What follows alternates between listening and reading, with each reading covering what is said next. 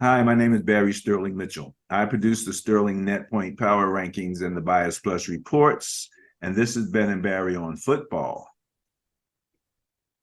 What's up out there, everybody? This is your co-host. I'm Ben Dickerson. 8-6 last week. Not a whole heck of a lot to talk about. It was a tough week. This has been a very tough season, very up and down season. It's crazy. You know what, Barry? You know what I noticed? You watch these shows that come on TV. Almost every single time a team has a big win or strings together a couple of pretty nice wins, and these commentators on TV start talking about, I think this is the best team in the league, or I think this is the top team in the NFC, or I think they take a loss. it's all it's almost every time. It's like the guy goes to the foul line and he say, well, he's an 88% shooter, and then he misses. It's it's amazing. Well, it's funny. Even my girl Cynthia Freeland, I was looking at hers, and she ain't doing much better than us. So, Bro, she's taking L's. all She those is taking algorithms L's, and man. simulations and all of that stuff. So Right. we work off of what? Four stats for the no, for the most part, you know. And here we are right along with her. The bias was 64% last week. And we had a few that we got wrong. We'll talk about them at the end of the show. And we also will talk about the surprise bias plus buster of the week, Benny. A surprise. I was surprised anyway. So let's get ready to talk about it. This is November 22nd, Wednesday, the day before Thanksgiving. I saw a meme from the indigenous Indian sites, and they said, oh, they didn't call it Thanksgiving, they call it Thanks-taking. Oh, geez. Yeah. Bro, we don't even want to get into that I conversation. know. Oh, Well, hey, NFL 360. Their special show that they're doing now is on the indigenous Indians and the missing women coming out of the tribes. They were up in Canada, and they're talking about the women that are going missing. yeah, that's a Right. big thing. Yeah. Yeah. And you're out there Kidnapping. in the middle of nowhere. It ain't like you got a police station somewhere nearby, and they go find a ranger guy or something like that. But yeah, they're doing that. 360 does some tear jerking type stuff, man. You got to give it Yeah. 60. So Yeah, good stuff. they are. So we're going to talk about it Thursday. We have three games. We have the Packers and the Lions, the Commanders and the Cowboys, and my beloved 49ers in the division matchup against those Seattle Seahawks.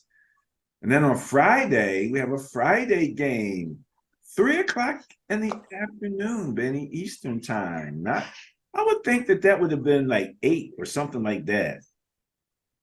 This is the first ever Black Friday NFL football game. First of its kind. What time is the game? 3? 3 p.m. Eastern. So probably people that get up real early in the morning to get to the store to do the old Black Friday thing, they'll be there's people holding up their hands in the audience. Then by the time they're finished doing what they got to do and getting home, they'll be right on time for the game.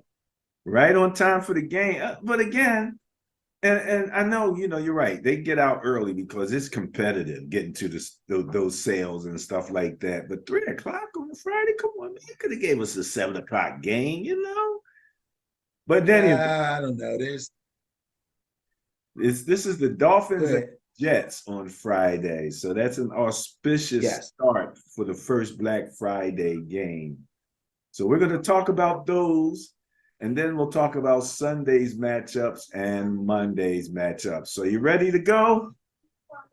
Yes, sir. All right. All right, Benny. First up on the Bias Plus reports, NFL Week 12 of the 2023-24 season. The Packers are at the Lions. The bias plus score of 4.7 favors the Lions. That's my grandson in the background if you hear him. So Oh, I really didn't hear him, but that's okay. He can root along with everybody else. trying to get Packers at Lions. Of course, Thursday, tomorrow is Thanksgiving. The Lions play at home every Thanksgiving. It's a tradition. And by the way, before we get started, there are no teams on the bye this week. So we're talking about every single team in the NFL right now. First game tomorrow, Thanksgiving, is Packers at Lions. I believe it starts at 12 noon, I believe. yes, it does. 12:30 p.m. And I do want to mention, actually, this is a John Madden focused week. Yeah, they're going to do some kind of special. They're going to focus on John Madden. There'll be a lot of John Madden video. They'll be talking about John Madden for a bit. All right. Yes, that is true. Awesome. Okay, so now Packers at Lions. Both teams won on late fourth quarter comebacks. Actually, late fourth quarter come from behind touchdowns to win their games last week.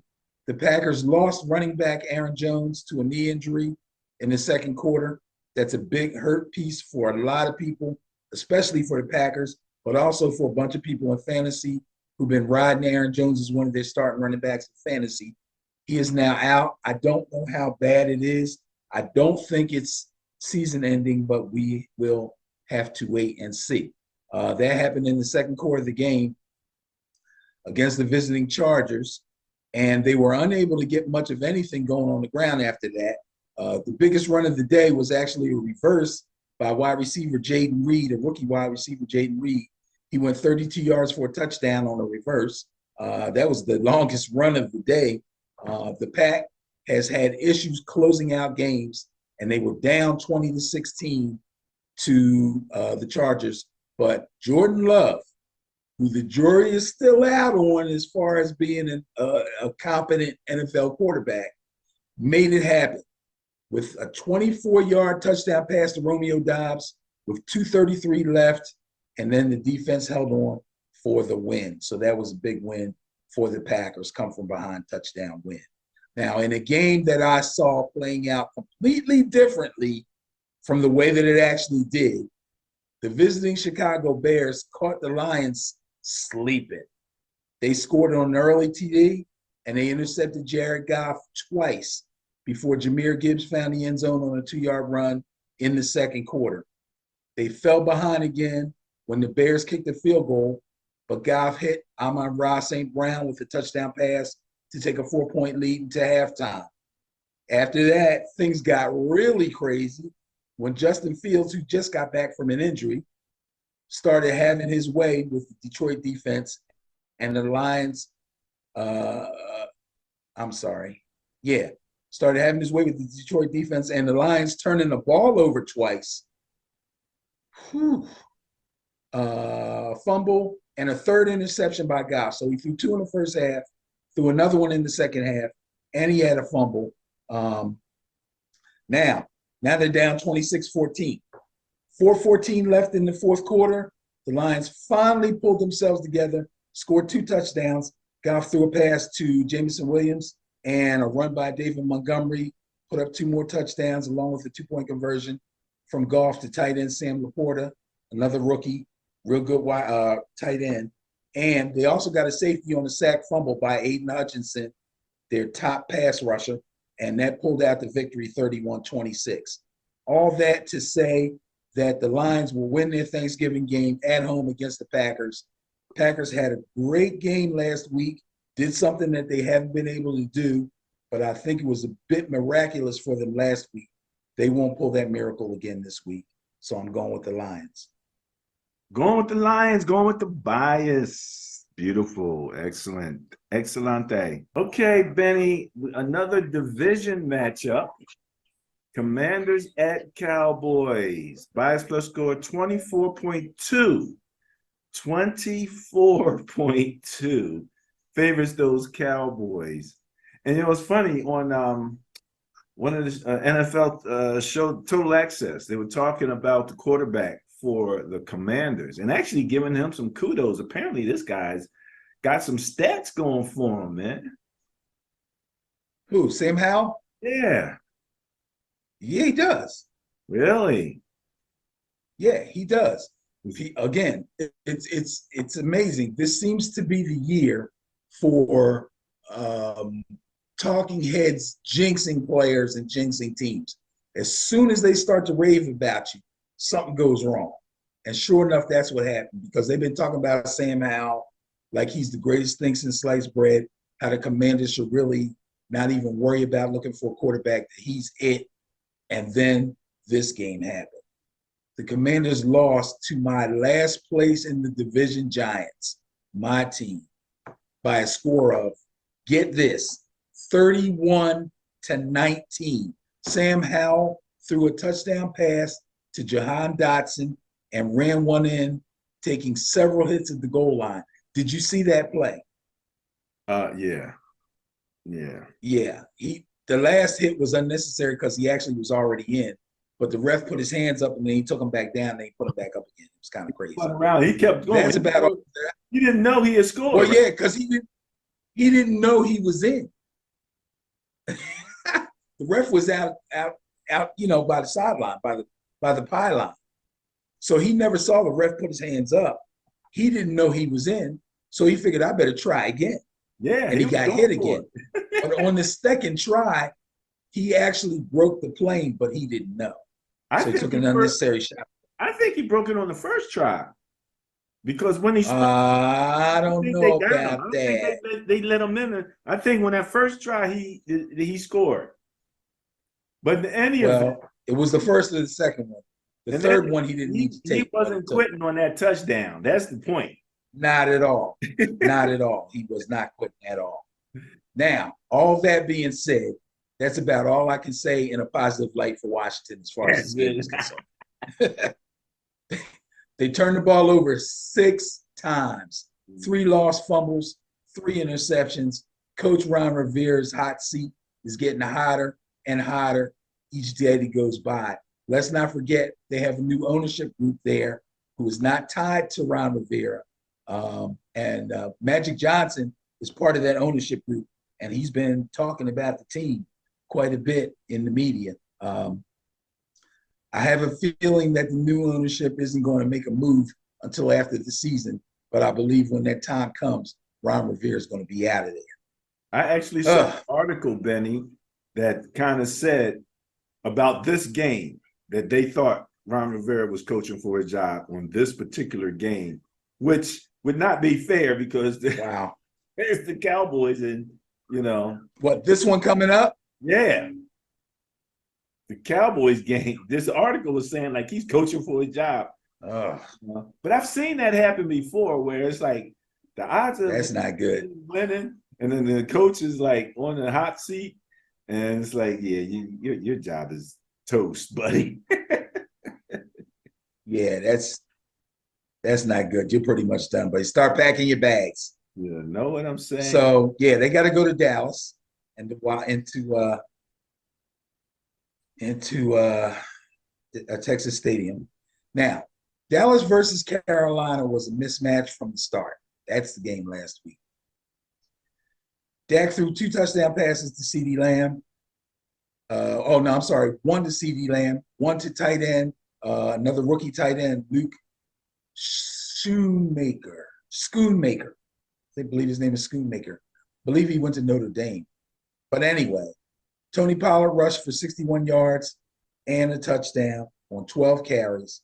And cornerback Deron Bland had a pick 6 to account for all the scoring, along with rookie kicker Brandon Aubrey, who's having a great season. He kicked 2 field goals.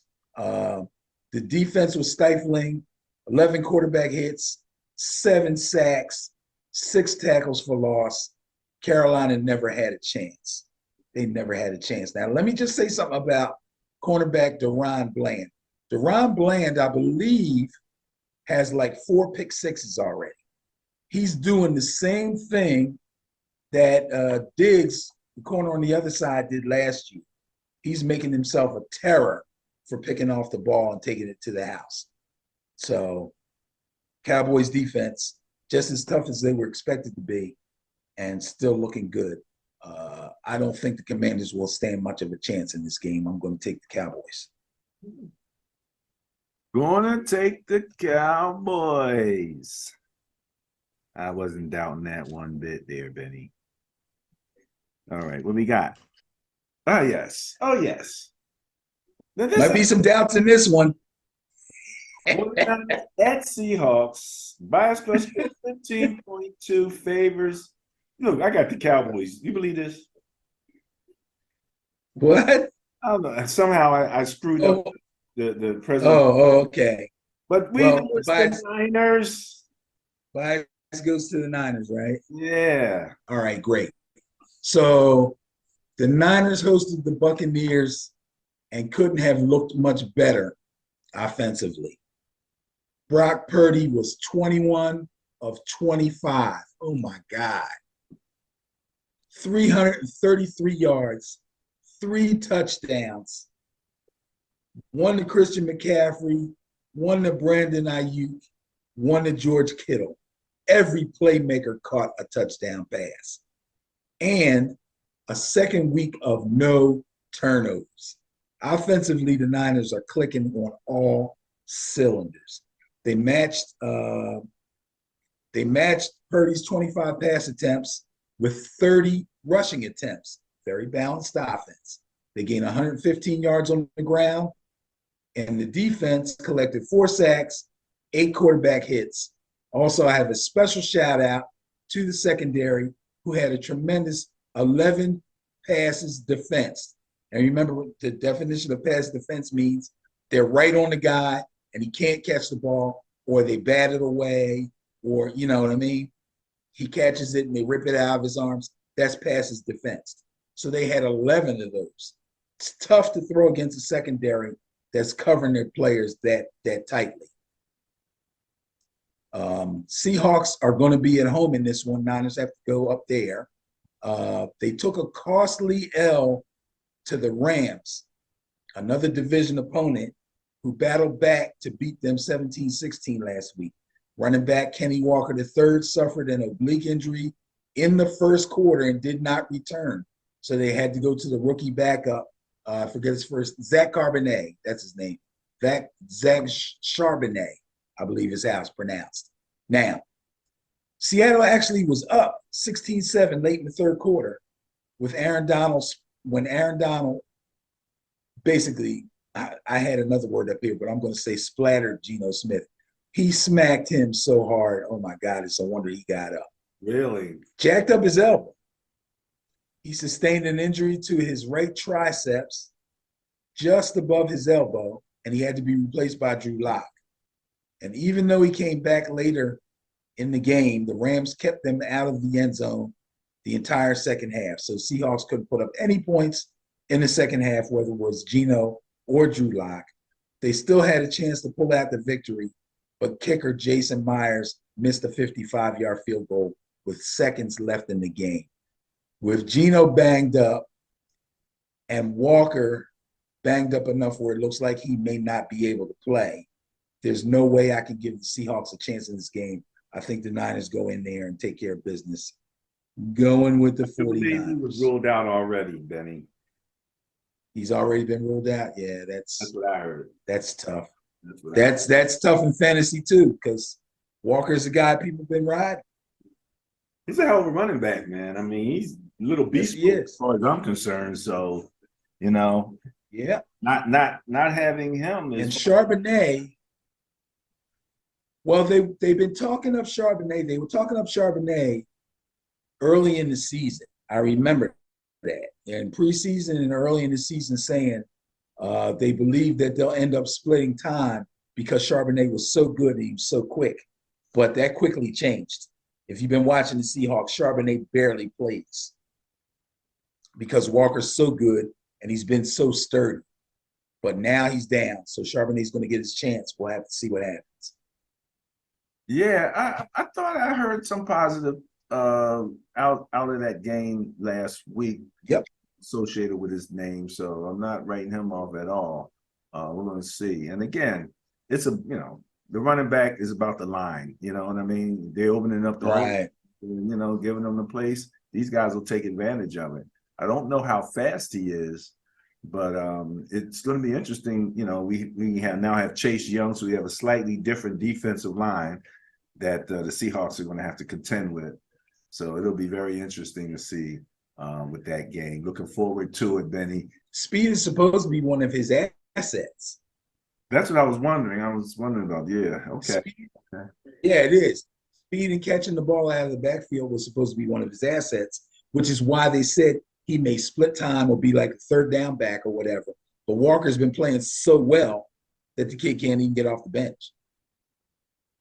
All right. So that's the Niners, Seahawks. The Niners are favored in this particular matchup, and that would be the 8:20 game. So after everybody's stuffed with turkey, He's fighting off the itis. he's fighting. What's the chemical in the turkey that makes you sleepy?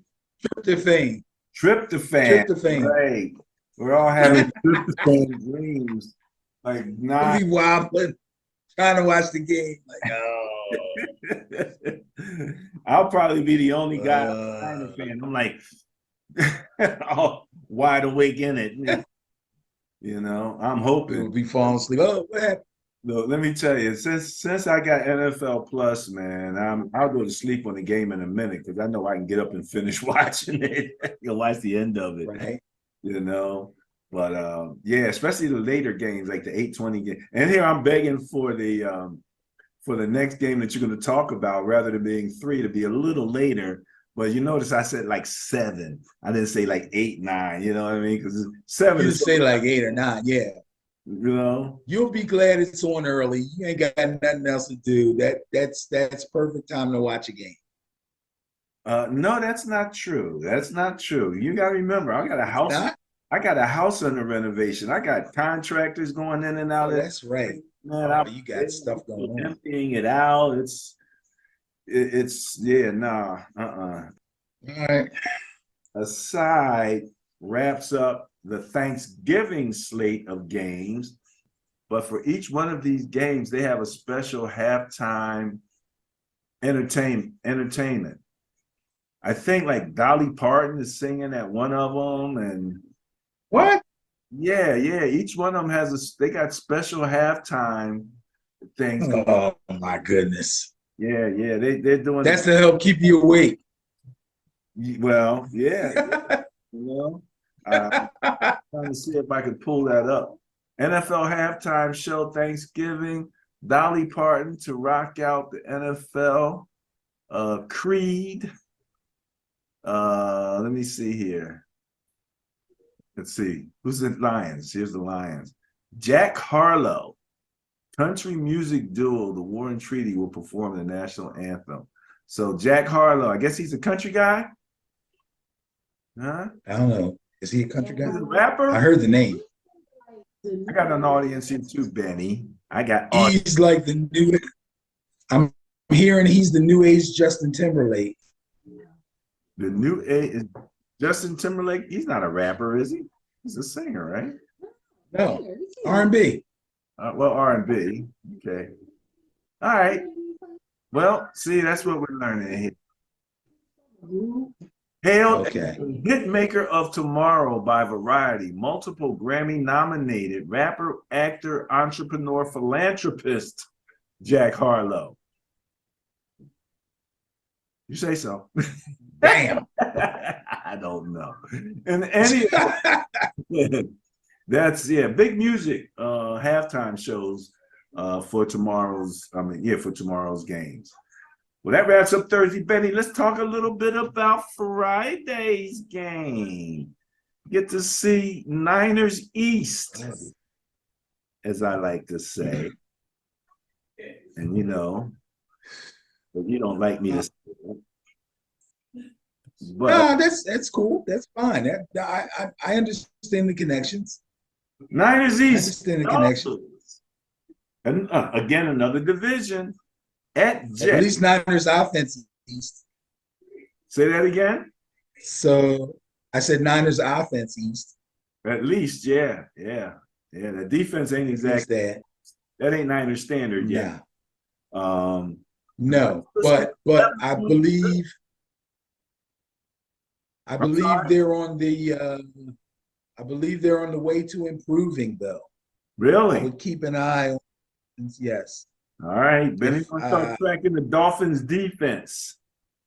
if I was a fantasy player, I might want to, if I got a spot, pick up the Dolphins defense for the stretch run of fantasy. I'm just saying. I'm not saying go out and get them. I'm saying you might want to look into it, especially if you've been running with a subpar defense and possibly losing games because they're not getting a lot of points for you. The Dolphins defense is an up and comer, and they got a nice schedule coming up. Well, we'll But keep an eye on that's just because yeah. they're You keep an eye on. coming in for the Where are season. they now? I'm sorry. What you're breaking up? I can't. What are you saying? I said they were ranked 25th so far for the season. In points against. Yes, and points against, absolutely. Right. And I'm Okay. trying to see here. Oh, okay. Over the last 3 weeks, 1, 2, 3, 4, 5, 6. They're only giving up 17 points a game. So they've been giving up 23, almost 24 points a game. They're down to 17. That's almost a full touchdown and an extra point over the last 3 weeks. Right. Right. And then when you're talking fantasy, you're not only talking points against, which you are talking about, you're also talking about yardage, and, and you're talking about sacks, turnovers, and fumble. Yeah, all turnovers, sacks, and fumble recoveries. So again, you take a look at their defense. Well, Some of the things they've been doing. Ramsey came back, right? That is correct. There you go. But you know what? Let's just talk about the Dolphins then, right now, since we're talking about the Dolphins. So 9 times out of 10, a 3 turnover game would be the kiss of death for most teams. But when both teams commit 3 turnovers, I mean, basically somebody's got to win. So the Dolphins, excuse me? Net zero. Well, the Dolphins have 1 interception and 2 lost fumbles. Okay. But somehow that trumped the Raiders' 3 interceptions. Miami won the game 20-13. On top of the 3 interceptions, which I'm sorry, on top of the 3 turnovers, was 1 interception, 2 lost fumbles. They also racked up 422 total offense yards, but only 20 points. That's actually the lowest point total they've had in a home game this year. So I don't know what's up with that, but they were definitely moving the ball. They were definitely putting in good production. 2 or 3 for 325 of that 422 total on a real nice 28-39. He had 2 touchdowns. He did throw the 1 interception. They ran the ball 28 times. 22 of those 28 times was Raheem Mostert, a guy that's close to your heart, I'm sure. He had 86 yards. Tyreek Hill, Cheetah, had a nice day. 10 catches, 446 yards, and a touchdown. And just to remind people in fantasy, if you play in a PPR league, or what we call a point per reception league, 146 yards will probably come out to, oh man, let me see, 4, 10, 14 for the yardage, 10 for the 10 catches. That's 24, and 6 for the touchdown. That's a 30-point fantasy day. That's crazy. All right. Sometimes you hope your whole receiving core gets 30 points. So that's a great day by Tyreek Hill. Let's talk about the defense. Defense secondary looked very frisky. They defensed 8 passes. They picked off 3 passes. 2 of those pickoffs were by cornerback Jalen Ramsey, just back from injury. So yes, that's what we're talking about. So again, like I said, they looked real frisky. They were out there hitting. They were out there batting down passes, had receivers covered tight, and picking off balls. So the Dolphins defense is somebody you might want to look at. Now the Jets, this is crazy. They went to Buffalo. They basically got their butts handed to them, 32-6. Zach Wilson threw a short TD pass to Breece Hall early in the game. The 2-point conversion failed, and nothing else about this offense is really worth talking about. Wilson threw an interception. He eventually got benched. Wide receivers Garrett Wilson and Xavier Gibson both lost fumbles. The Jets are a mess. If not officially, I'm saying it right now.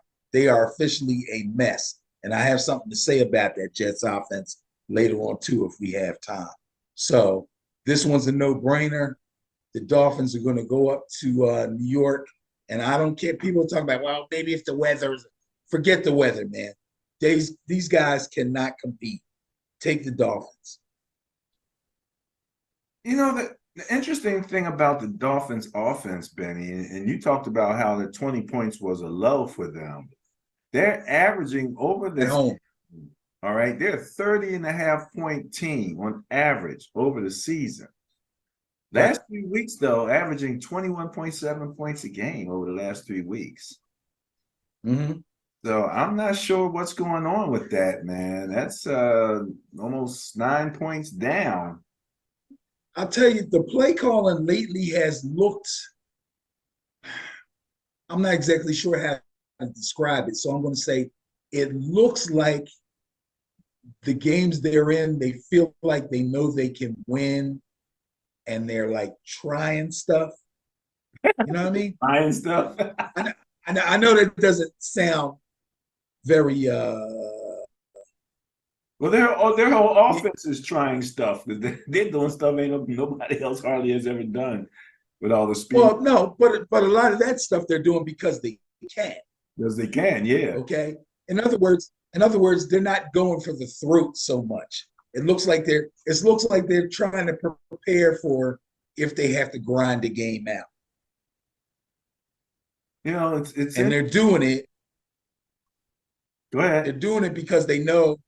They're doing it because they know that the opponent can't really do much about it. Yeah, I mean that one play where he dropped that ball into Tyreek. Tyreek was surrounded by defense, and he basically ran right out of a pack of people. It was like zoom. Right, but to his accuracy is uncanny sometimes. Not to say he doesn't throw bad balls, because he does sometimes. But most of the time when he throws an interception, it's a mess up in the route or something. You know what I mean? He's not very erratic with the football. He can pretty much put it where he wants to put it. And he knows that, you know. So well, that's hence the high scores. That's interesting. All right. So you're going with the bias, going with the Dolphins.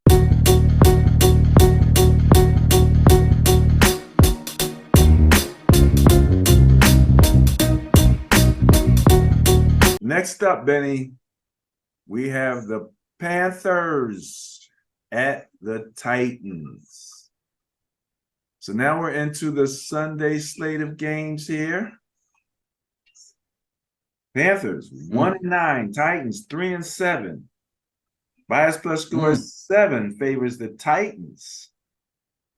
Will Levis. Is Will Levis? Is he okay? He's not hurt, is he?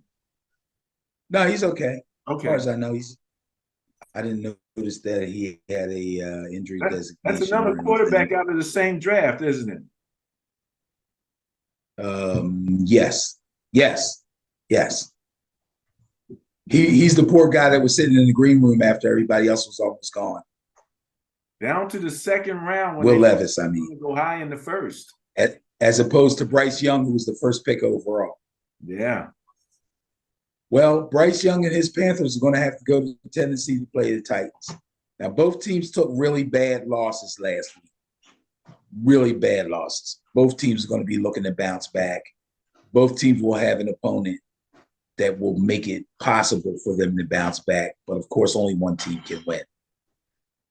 Carolina was home hosting the high flying Cowboys, and they got smashed 33-10.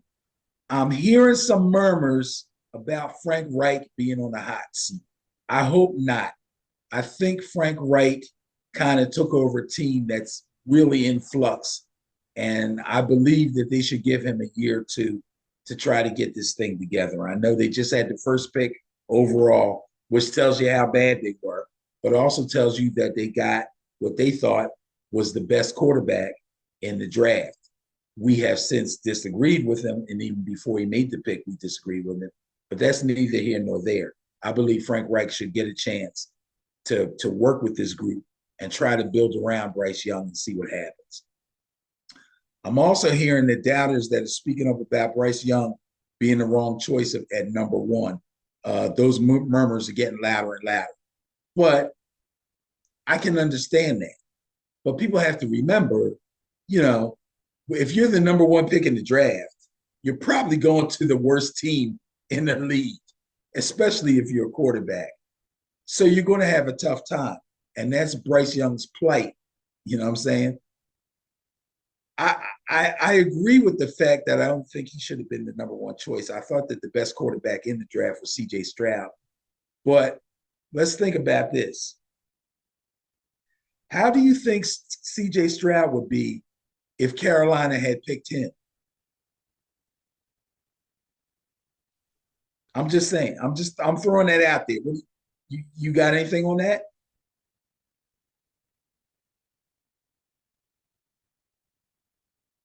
You know, he wouldn't have to overcome his physical situation. That's the challenge with Bryce Young.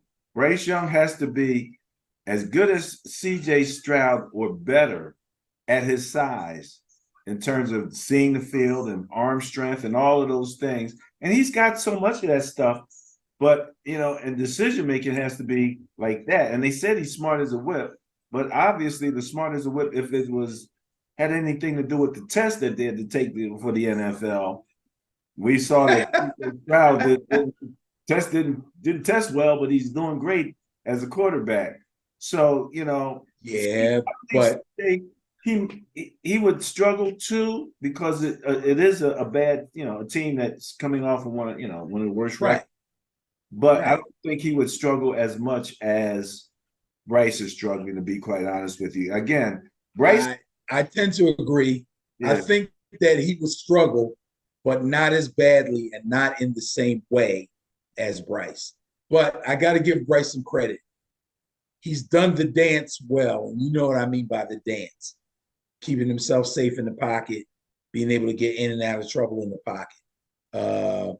He's done that enough, and he's been smart enough to not sustain any major injuries with his size and the fact that he's got a really leaky offensive line. So I have to give him credit for that because I swear, sometimes I look at that guy and I'm really afraid for him, man. He's so small. Yeah, remember I said, I saw one guy ran by him with one arm, just took him down. I was like, it wasn't hard. Yeah. Yeah. Now, Tennessee, on the other hand, got totally outplayed by their division rival Jacksonville to the tune of 34-14. Their first half, this is how their first half went. Punt, fumble, punt, punt. And 3 of the punts were 3 and outs. Doesn't get much worse than that, bro. Doesn't get much worse than that.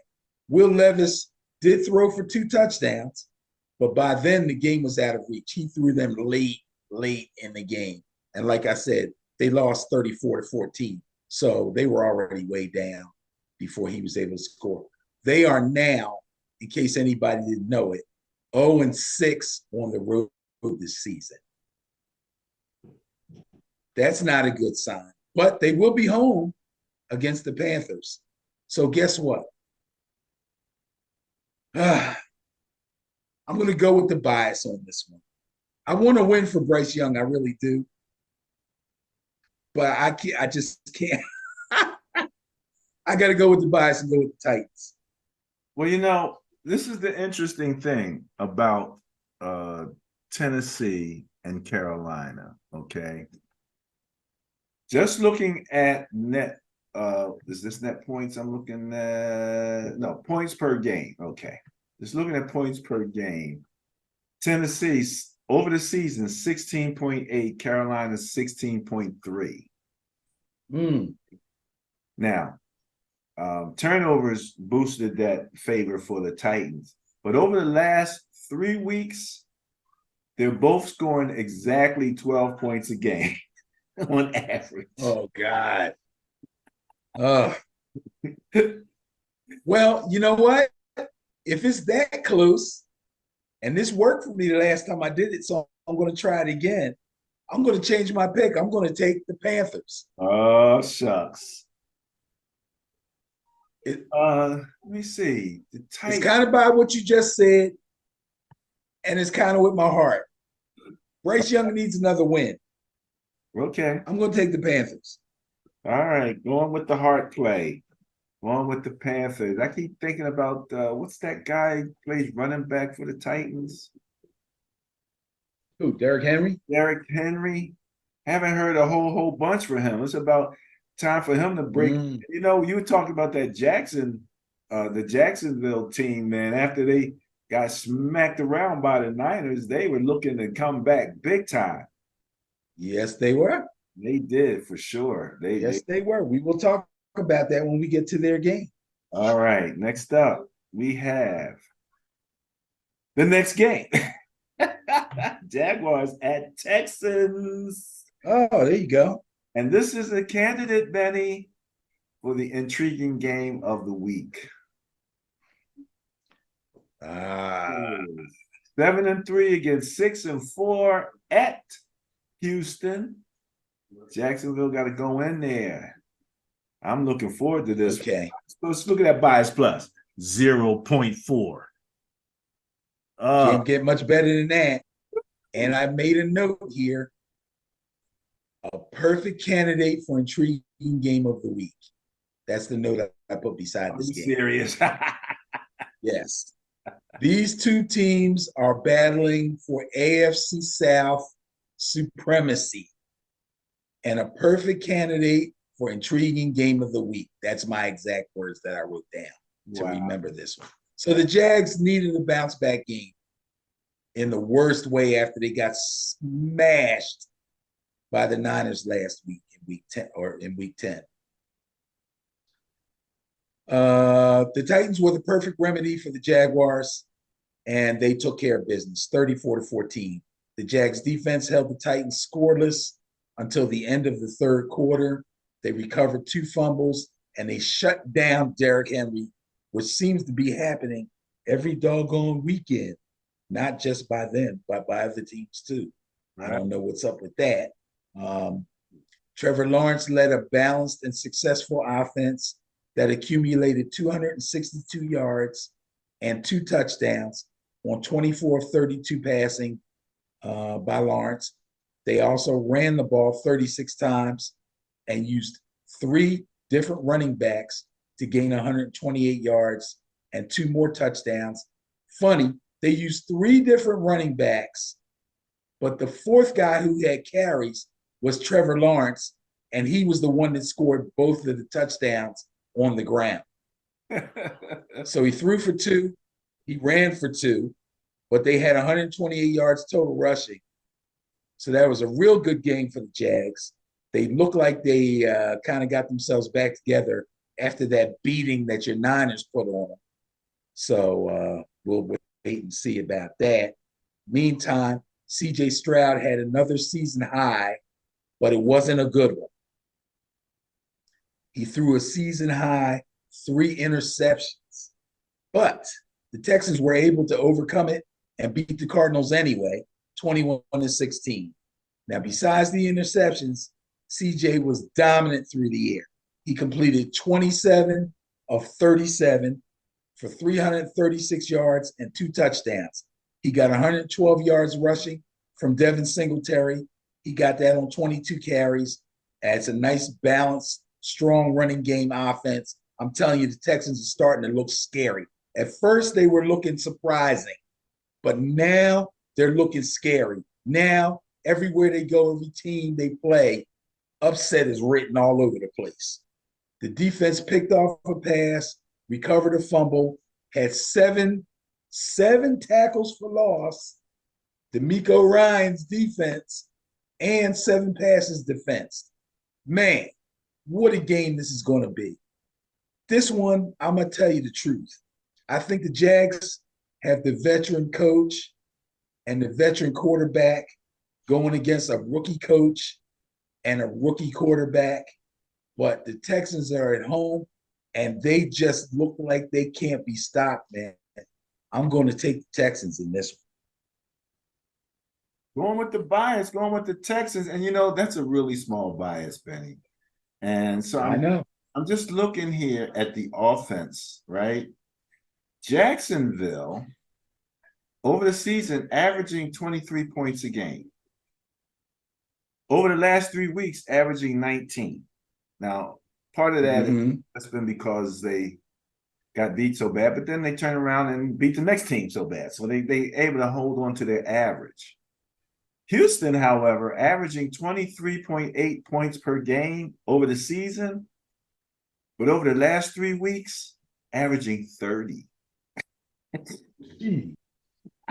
Okay, well, you just strengthened my commitment to my pick.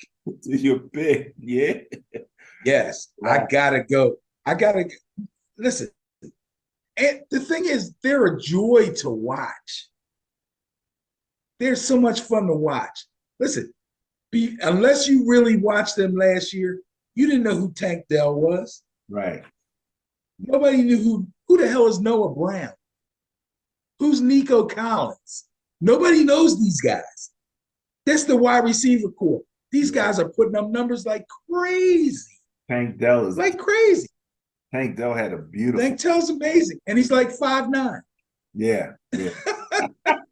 And Devin Singletary is having a career year after all those years up in Buffalo when he couldn't do a doggone thing. Well, maybe he likes that warm weather. I don't know if it's the weather or if it's the scheme, but something's going on. So, yeah, I'm liking the Texans. I like them a lot. Texans. And you know, the Jaguars are one of my favorite teams. Oh, I didn't know they were one of your favorites. So, okay. All right. Yeah, it's Dougie P, man. Okay. All right. Well, I got respect for Dougie P from back when he backed up Brett Favre in Green Bay. Oh, okay. Yeah, y'all go way back then. Yeah, we go way back. We go way back. Well, let's go way back to the Saints at the Falcons, where the bias plus score of 9.2 favors those Saints. Yeah. Saints. 9.2. It's not big, but it's, you know. And I believe probably it's the defense that makes the difference here. What do you think? Let me see. Saints had the bias. Yeah, I would agree. That's probably the difference. Well, both of these teams are coming off the bye. So back in week 10, last time we saw the Saints play, they fell to the Vikings in Minnesota. The game was not real close. I think the Vikings pretty much had their way with them. The Falcons lost a tough, close game to Arizona back in week 10. The Falcons are at home, but I've lost a lot of faith in Desmond Ridder, who I assume is back to being the starter there. The Saints starting quarterback, I'm not sure if it's going to be Derek Carr or if it's going to be Jameis Winston. But either way, I'm going to go with the Saints. Yeah. I'm sticking with the bias. I don't know. I think I've been going with the bias a lot here. I might have to go away just for the heck of it. Okay. So going with the bias, going with the Saints. All right. Jameis, you know, the thing about Jameis again, and you know, I like to mess with Jameis. Yeah, you do. I do like to mess with Jameis. Jameis, when he was with Tampa Bay that year, he had like 30 touchdowns. 30 touchdowns, 30 interceptions. That's Jameis. That's Jameis. So that's the scary part of even them playing against the Falcons. Their defense is better, no doubt about it. But turnovers, can make such a difference. And so this is a different turnover game for the Saints with Jameis than with anybody else. So we'll have to see how that goes. But you're going with the bias, going with the Saints. Yep. Benny, what you gonna do with them Patriots, man? Giants. Oh, geez. They're gonna host the Patriots. The bias plus score of 0.9 favors Goes to Giants. I think, I could be wrong, but I think this is the first time we had the bias. I do think so too. Oh my goodness gracious. Woo! Unbelievable. Let me see. Get myself together here. No, wait a minute. Patriots. What's his name? What's the quarterback? Tommy DeVito. I was having so much fun with him. And remember I told you, if I mess with them, guarantees them to have some level of success. Because I said Tommy DeVito. His mom still makes his bed for him. What a guy. What a guy. Oh man. So anyway, New England's coming off the bye. I ain't got a whole lot to say about them. But my New York Giants treated me to a very convincing and very satisfying 31-19 win over the Washington Commanders last week. Tommy DeVito did exactly what he was supposed to do. He managed the offense.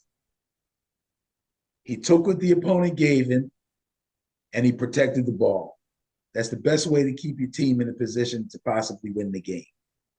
He did it behind one of the worst, if not the worst, offensive lines in the NFL. This man got sacked 9 times. Wow. And they weren't able to run the ball either. They ran the ball for 0 yards in the first half. 0 yards. Saquon? It's a testament. 0 yards in the first half. But Saquon caught 2 touchdown passes. Okay. Yeah. So a lot of credit goes to Tommy DeVito. He's really getting the hang of things. He knows the offense, and he's running it as well as he can with the bad offensive line that they have. Now, defensively, they had 3 interceptions. They recovered 3 fumbles, 6 turnovers by the Commanders. And that kept the ball in Tommy DeVito's hands. Hence, he rings up 31 points. I must go with the Giants in this game against the Patriots at home with the bias. Going with the bias gladly in this particular case, eh? Absolutely. Yes. Okay. The mystery team, Steelers at Bengals. Another potential intriguing game. Bias plus score of 0.1.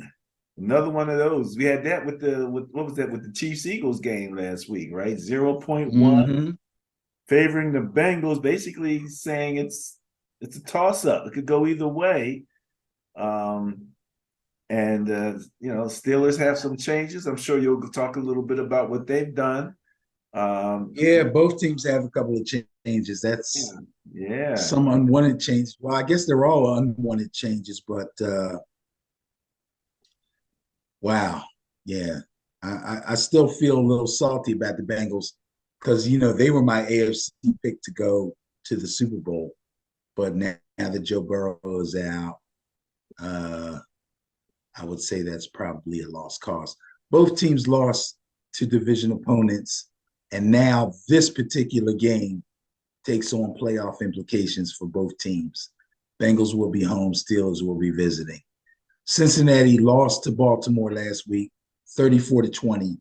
They lost Joe Burrow for the season with the wrist injury, and they're faced with starting a 5th-year, undrafted free agent who, before taking over for Burrow, had only played in one other NFL game. What's his name? Browning? I didn't even write his name down. Poor guy. They also signed Joe Flacco off the couch. Yeah, Joe Flacco was sitting on the couch. He had pillows behind his head, a remote in his hand, and a beer in the other hand. And he's watching the game, and the phone rang, and they said, "This is Cincinnati Bengals. Sign up. Come on in. We're signing you." And Joe said, "How much?" Oh, yeah, right. Joe said, "Hold my beer. I'm on the way." But Joe anyway, money gets dictated by his seniority to some degree. He's been around so long, they got to pay him like X amount of dollars. exactly. Exactly. So the money part, I'm sure, won't be an issue. What they use, how they use him, will be an issue, though. Let me just say, in the game, the defense recorded 3 sacks, 5 tackles for loss, but they had no chance trying to slow down the Ravens' offense, and they obviously lost that game. Now, the reports are that they're bringing Joe in kind of as an emergency in case the young guy can't get it done, but they're going to try to go with him and use Joe as a mentor. But that's the word on the street. I don't believe it. I think as soon as the guy falters a little bit, Joe's going to be in there. Of course, they got to give Joe like a week to master or at least try to learn the game plan, the playbook a little bit. But after that, when he's ready, when they think he's ready to go, don't be surprised if Joe Flacco is the starting quarterback. That's how I see that.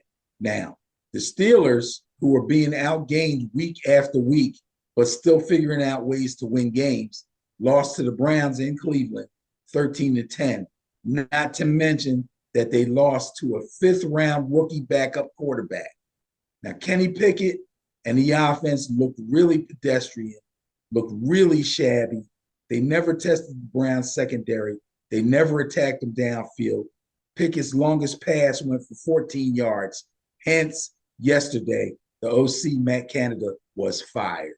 And when Mike Tomlin gave the speech, I'm sorry, I shouldn't say speech, but gave his press conference interview in reference to the firing, he basically said, there's only so long you can go without being impressive on offense, without scoring touchdowns.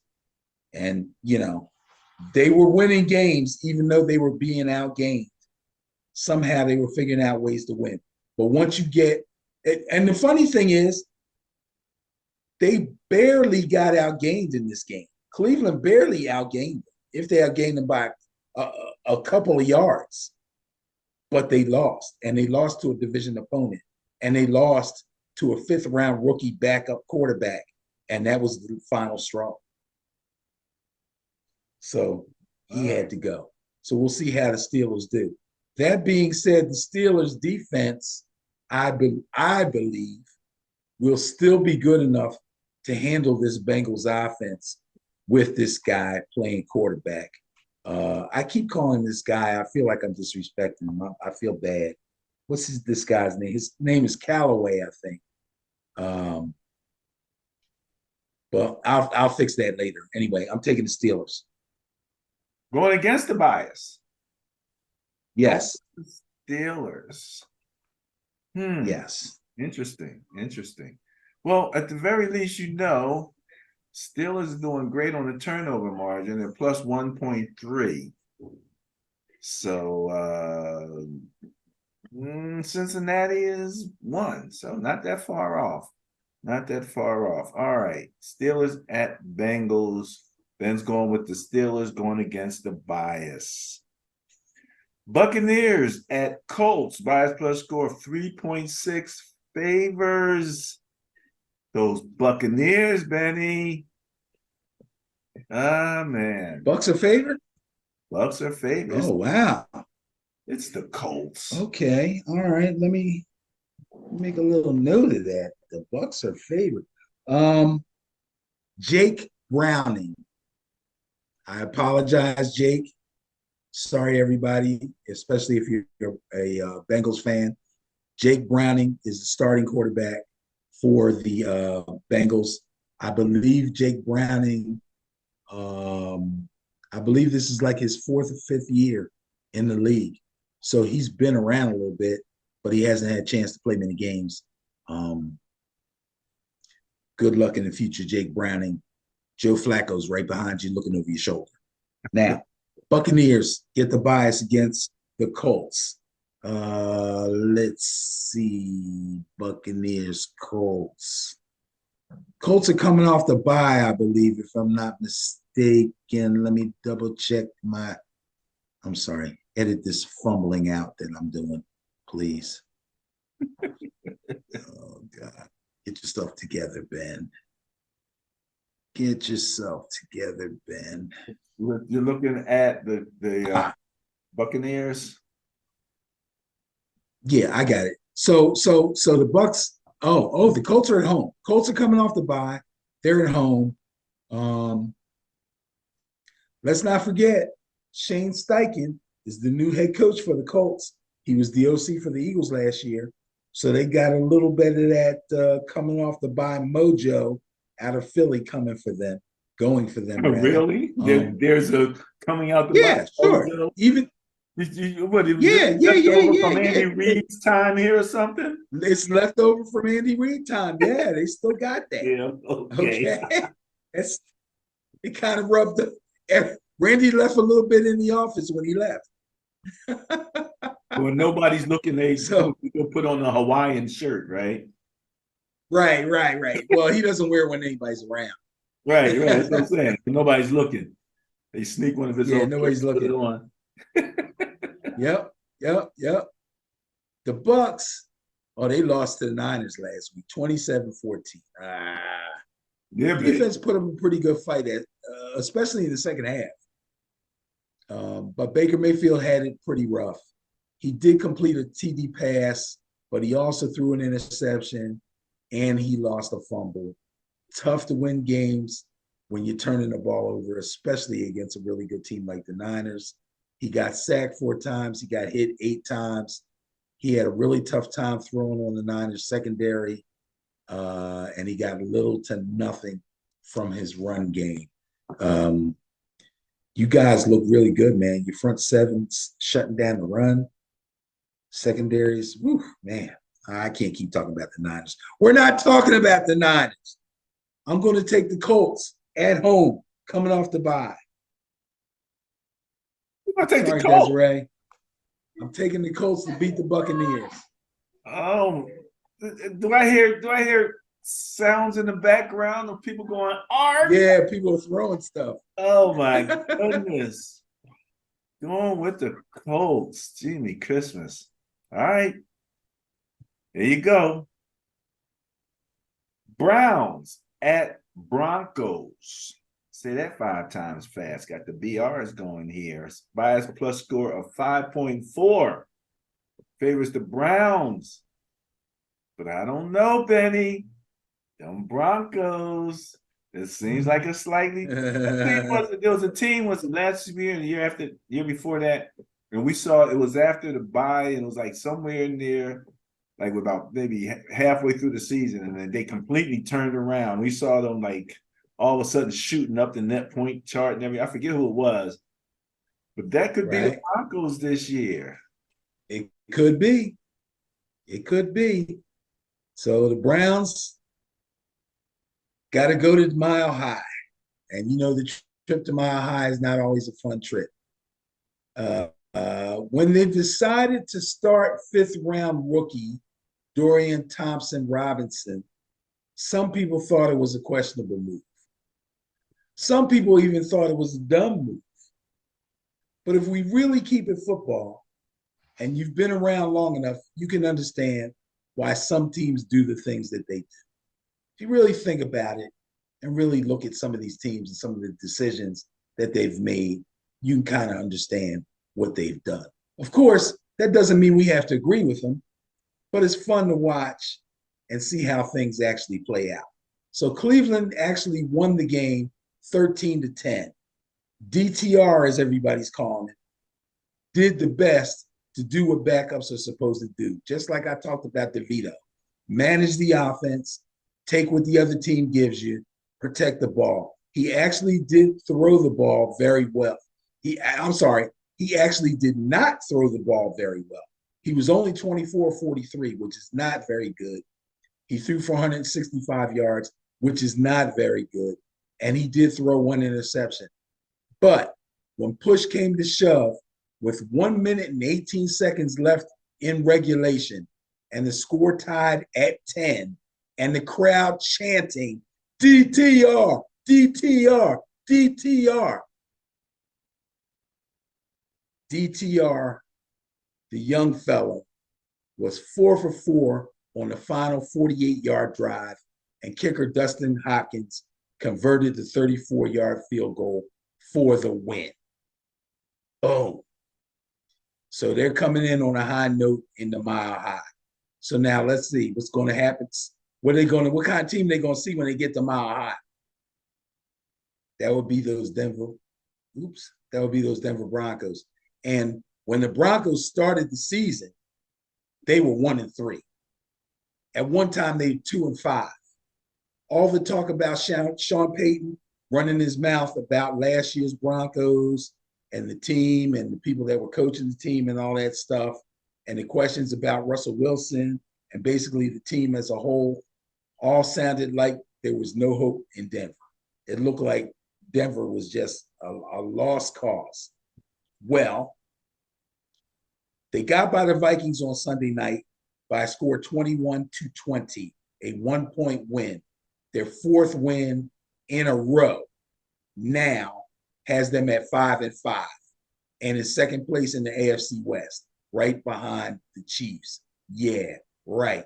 Denver, the team that looked like a lost cause, could be vying for a wild card spot. Russell Wilson struggled with the Vikings defense. His first 9 drives of the game ended in 5 field goals and 4 punts. But with 3:17 left in the fourth quarter and down 20-15, he engineered a 75-yard drive, and he completed it with a 15-yard touchdown pass to Courtland Sutton. It was a nice throw, too, by the way. That put them ahead 21-20, and then we watched the defense stop Minnesota on downs to clinch the win. I'm telling you this right now. I love the rookie quarterback. I love what he did. I love the fact that after he got the win, he dropped to his knees and he shed a couple tears. I love to see that passion. I really do. I love the Browns defense. I think it's really good. I think they're going to be tough to handle. But the Broncos look like they're on a hot streak. Oh my God, boy, are they on a hot streak. Who's got the bias? The Browns got the bias? The Browns have the bias, Benny, and let me say this, because again, see, it's a little difficult when you have put me into it. Yeah, when you have the rookie, quarterback now for the Browns, it's a little hard to look back at their history and say, okay, right, this is what we can expect out of them. Their last game they were +3 in net points. Over the season. And like I said, they didn't. Huh? Like I said, he didn't play well. Didn't play well. He didn't play well, but he played well on the last drive. He played well when they needed it. The defense kept them in the game. And when he needed that one drive, he got it done. But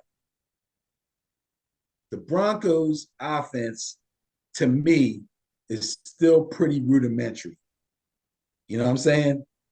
It's almost like Sean Payton's afraid to open up the playbook. He's kind of got a leash on Russell, and they're leaning on their run game and all that. I think the Browns pass rush may be able to upset them enough that the rookie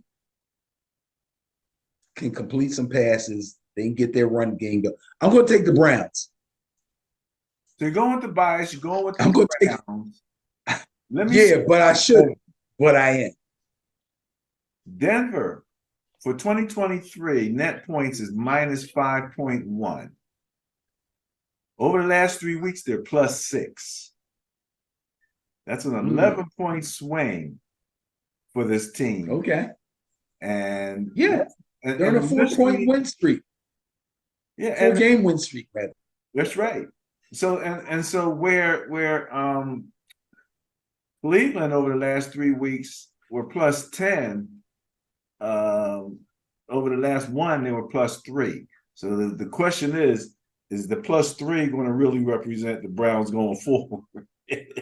Because if that's true, then Denver is looking a little bit better at plus 6 than the Browns. So DTR is really the big question here. We know Broncos are coming along. They're playing better defense. They're scoring a little bit. They're turning it around.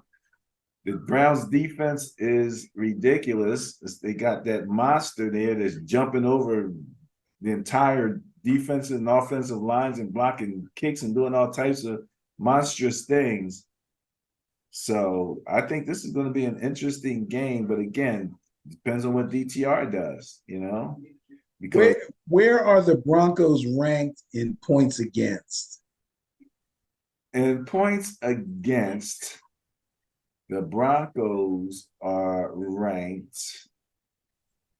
The Broncos. Well, there's 1, 2, 3, 4, 5. Wait a minute, hold on. Let me make sure I got that right here.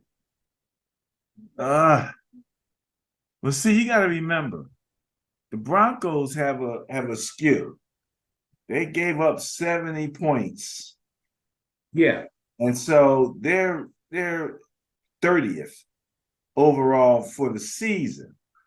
However, over the last 3 games, Denver is 1, 2, 3, 4, 5, 6, 7th, only giving up 17 points a game.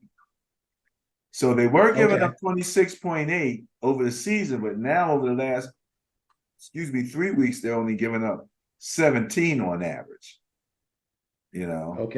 So, and that's like they said, what did we say about the Broncos last year? Well, before Russell came, they got the defense. All they need is the quarterback. Yeah, but the defense isn't quite the same. No, it's not. But they're starting to play closer to last year's defense now. Okay, true. That's all. I'm just perusing something here for a second before I make my decision.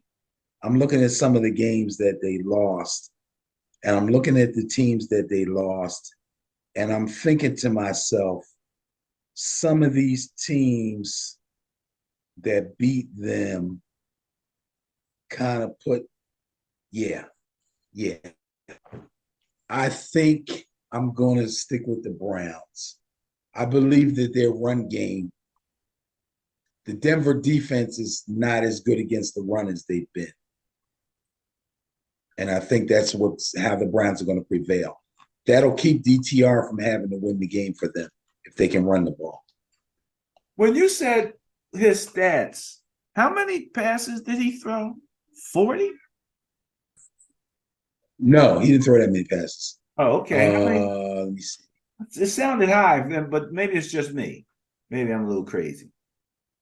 No, you're right. He actually did. He threw 43.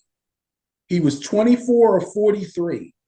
So I'm thinking to myself, you got a guy in there, a rookie guy, and he's throwing the ball 43 times. Now, a lot of them could be little short dumps and all of that kind of stuff. But that sounds like it needs to be balanced out, Oh, they definitely want to reel that in. Yeah. No doubt about it. Yeah. No doubt about it. The thing is, they found themselves in a position to win the game and felt like maybe if we air it out a little bit, we can get this thing done. Because the score was so close, they were able to take some liberties. That's the way I look at it. But I believe they would rather, they won the game 13-10. I believe they would rather lean on their run game a little bit more.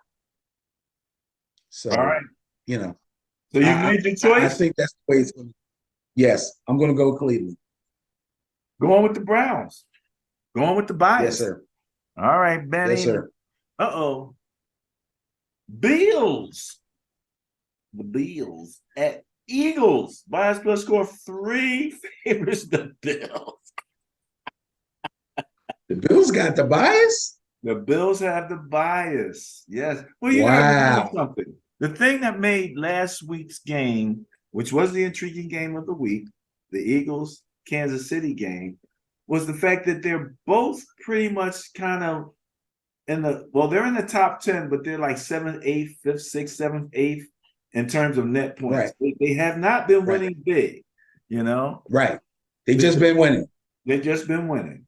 They just been winning. Right. The Bills, they've been winning. You know, they had a few. Who was that they beat up on last week?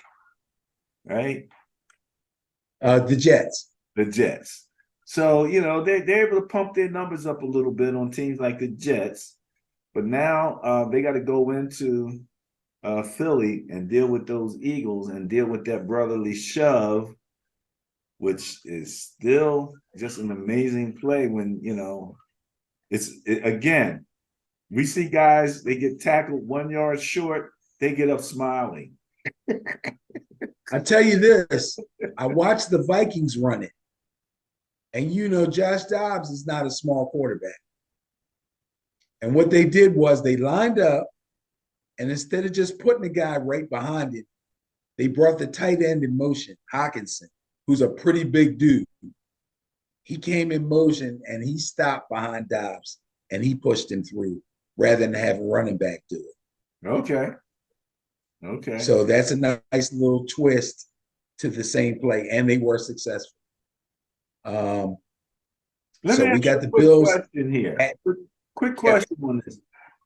I had spoken to someone and they talked about the brotherly shove being a rugby play. And they got a rugby player. So it sounded logical, but I was talking to, of all people, my electrician, who's pretty smart guy, actually. And he said that he heard what's the brother from Australia, the rugby guy on the Eagles line? Mailata say that it is not a rugby play, and he hates it when people say that. Have you heard any of that? It's not a rugby play. Okay. All right. You're with Mailata. It's not a rugby. Mailata said it's not a rugby play. When you see the pile up, it's reminiscent of a scrum, which is what they call it in rugby, but it's not a rugby play. No. Now, this is the other thing that I heard, and I was talking to our friend Mark Russell, and I think he was it him or maybe it was the same guy, my electrician, was saying that the guys underneath are kind of like, they're not just pushing forward, they're kind of like crawling forward so that the whole pile is literally moving forward. Yeah, think about it. If they can get lower than the guys on the defensive line and they can get under them, now they can't push back. You see what I'm saying? Oh yeah, they get lower than everybody else, And right. So if they can get under them, we were wondering, we're like, is Kelsey going to get smashed up underneath those guys? But if they're all he's been getting smashed. Doing the crawl forward, then that's not. He's been getting smashed. He's been getting smashed. He said there's a lot of humanity on top of him every time they run that play. But he's happy that the play's been successful, and he doesn't mind doing his job.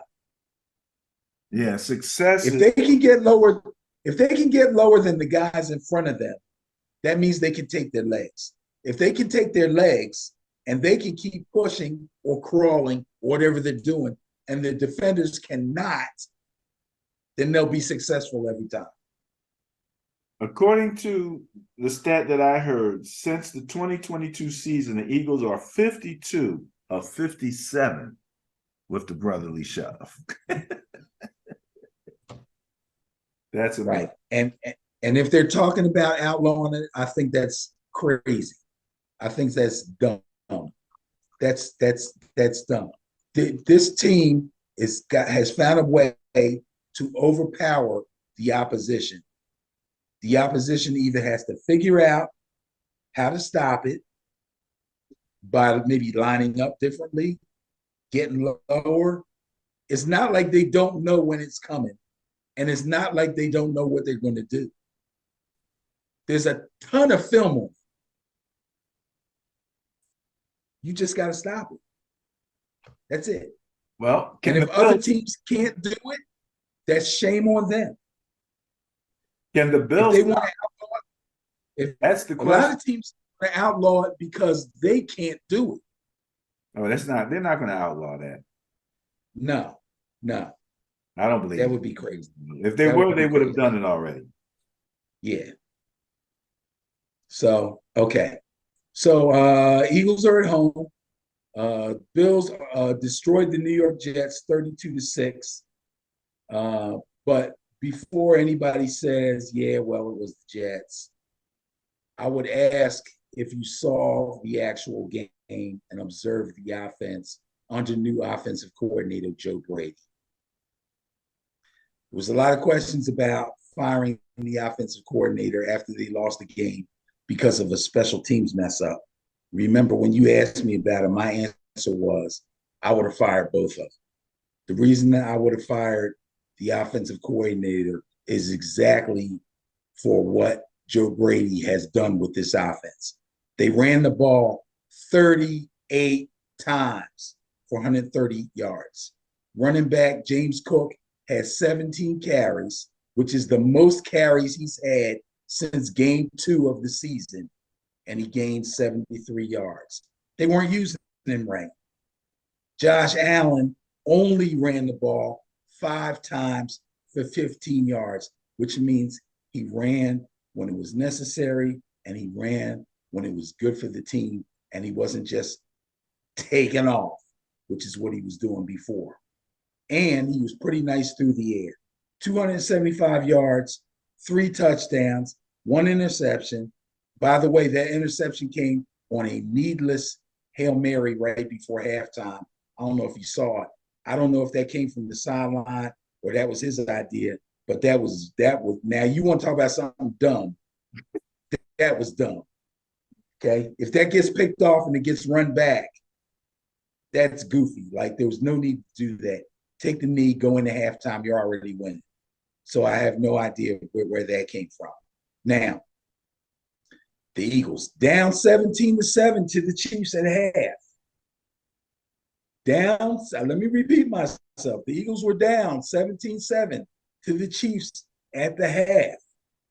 But Hurts, who only threw for 150 yards and got a touchdown run himself, got 76 yards and a touchdown run from DeAndre Swift and some big-time work from wide receiver Devontae Smith, who caught 6 balls for 99 yards, all in the second half.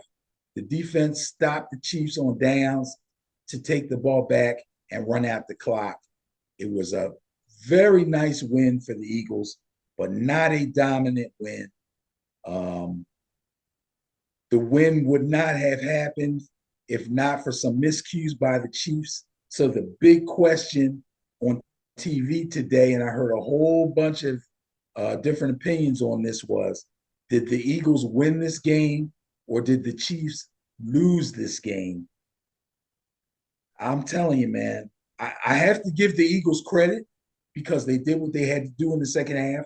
They came from behind and they played good defense and they came up with the victory. So I would say the Eagles did win the game, but the Chiefs had many, many opportunities and shot themselves in the foot many, many times to really mess this game up. Now, that being said, the Buffalo Bills are the exact type of team to hand the Eagles another loss. They got a little stretch here of some tough games. They got through the first one with the Chiefs. I don't think they're going to get through this one. And they still got the Cowboys coming. I'm not saying the Cowboys are going to beat them. I'm not going that far. But I do believe I'm going to go with the Bills in this game. All right, going with I the believe the Lions, Bills are going with going. the Bills. You know, and Yes, sir. Benny, you don't think about the Bills defense much, but in terms of Right.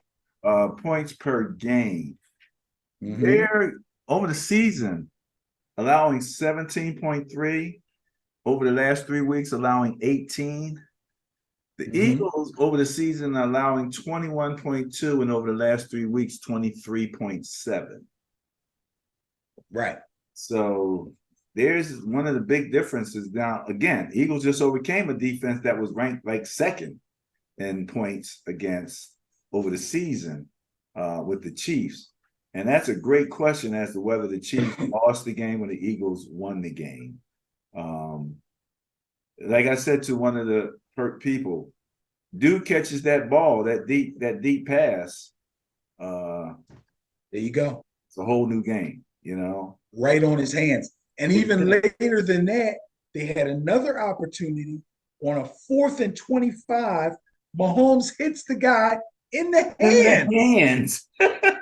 and he drops it. He So, was under the, he had a lot of people around him. It was a little bit more of a challenge. yeah, but he did everything right except catch the ball. Except catch the ball. You know, he went up, perfectly timed jump. The drop by the Chiefs receiver that we were just talking about, that deep pass. And right. I'm thinking, man, Tank Dell made the catch of a lifetime. It's kind of the same type of diving. You got to really give up the body catch. You know, man. So, okay. All right. So you're going with the bias, going with the Bills. The Bills. Yes, sir. Right, let's go of 3. It's not a big one, but hey, it's the bias. Let's go. Now that's a 4:30 game, Benny. I think we're into the Sunday games now at the evening group. Eagles and Bills. That's a 4:30 game. 4:25. Browns. That's a 4 o'clock game. And we didn't talk about the other 4 o'clock games. Let's see who else is up. Chiefs at Raiders is a 4:25 game. 7-3 Chiefs against the 5-6 Raiders. The Chiefs have a bias plus score of 9.3 in their favor, Benny. Not surprising, but what do you got on this? Well, sir, let me see.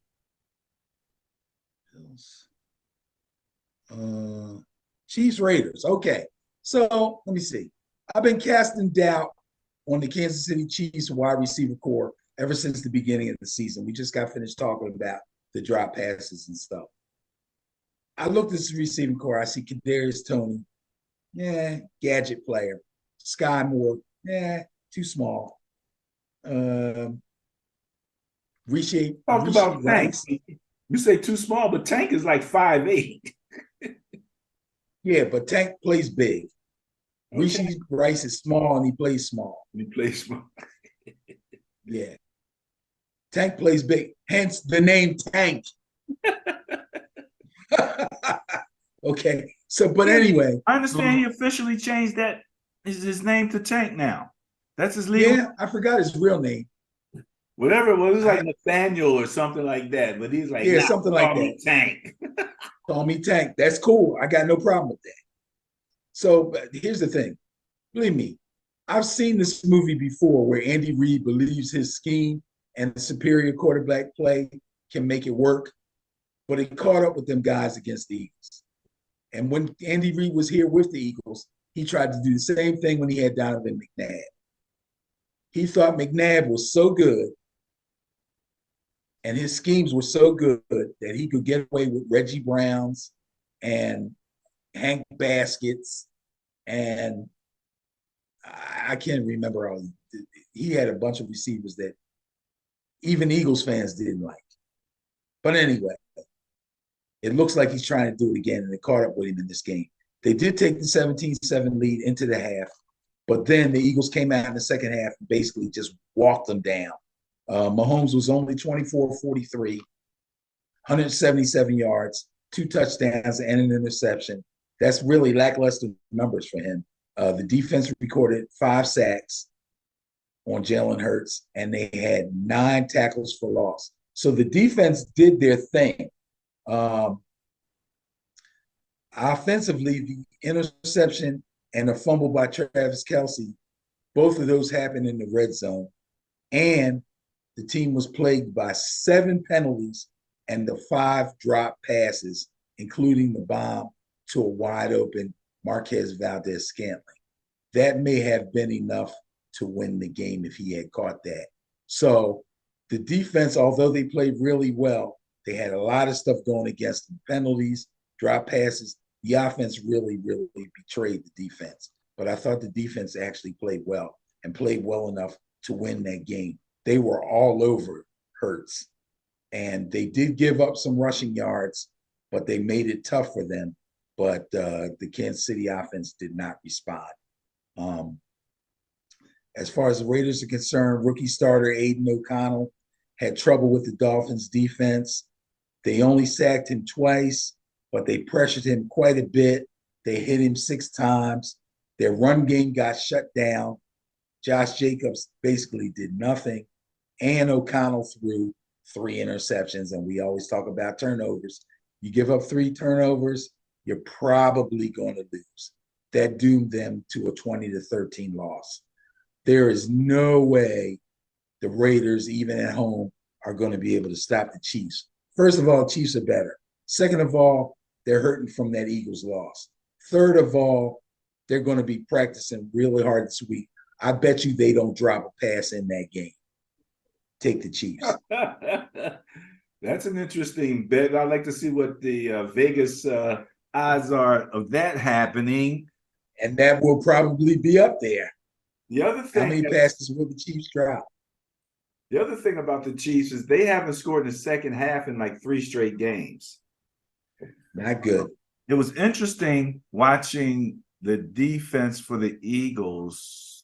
No, not the defense. The offense for the Eagles make the adjustment in the second half to the pressure that they were getting from Kansas City defense. And they made some good adjustments. Oh, they were all over. Yeah, but they made, let's face it, you can come with pressure if you want, but if the outlet pass is there and if it's quick enough, etc. And again, any team that can turn the game into 11 on 11, I believe, has a marked advantage. And the next thing you know, there's Hurts up the middle for a touchdown.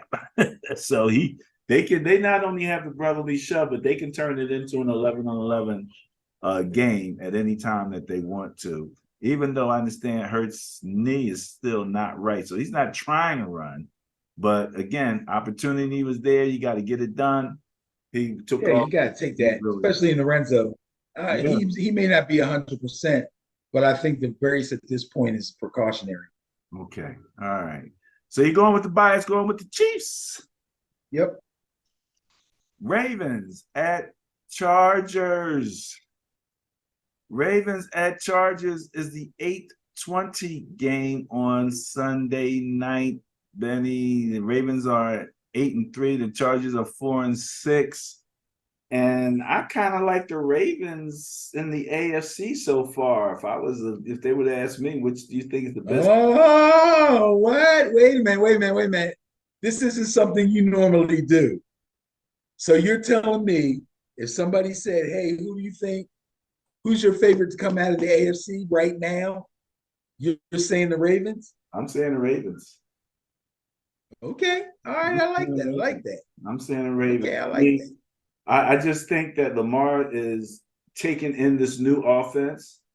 You're talking about running when you need to, not when you have to, job right. And all of that kind of stuff. And their defense. The defense is nice. Yeah, the defense is no joke. So where are they in points against? Well, that's a good question. Let's take a quick look here. Points against for the season, they are second, 16.1 behind my Niners of 15.7. Wow, for the season. Over the last 3 weeks, they gave up a couple extra points at 18.7. So they ain't, they're not giving up a bunch of points there. And the Chargers right now are under duress. I would say. At least their coach is under duress. he had a for pretty sure. he had a pretty testy exchange with the media. And I forget, I'm not sure what question that they asked him. It must have been about the defense. And he's like, I have full. It was definitely stop asking me that question. It was definitely like, about the defense. And the question, it was hard to hear the guy, but it sort of kind of sounded like he was questioning whether he was going to continue to call the defense or maybe get somebody else to do it, like a defensive coordinator or whoever, or make some changes with the way they're running their defense, which basically the guy asking the question was saying that he has observed what everybody else in the universe has observed, that your defense isn't getting it done. And you gotta do something about your defense. And his answer, I would have fired him as soon as he got down off the podium. Because just like I think it was Rex Ryan on TV said, he threw his defense under the bus. He said, there's nothing wrong with the way I'm calling plays. I'm going to continue to call the plays. We like our defense. We like our defensive schemes. We like the way we play defense. We just have to put a couple of things together, this, that, and the other. That, come on, dude. Really? But I tell you what, I called for his head last year.